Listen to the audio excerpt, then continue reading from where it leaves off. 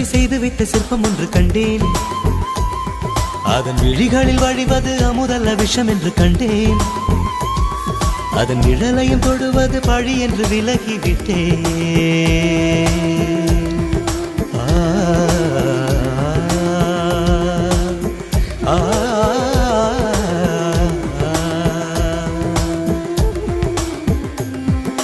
வாழ்விழியால் வலை விரித்தாய் வஞ்சனை வெல்லாது.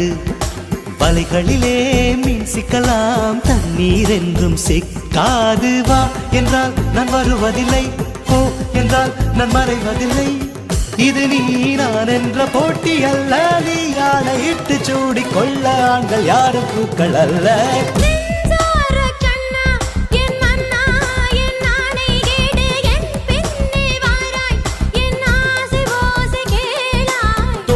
தக்கிட்ட தக்கிட்ட தக்க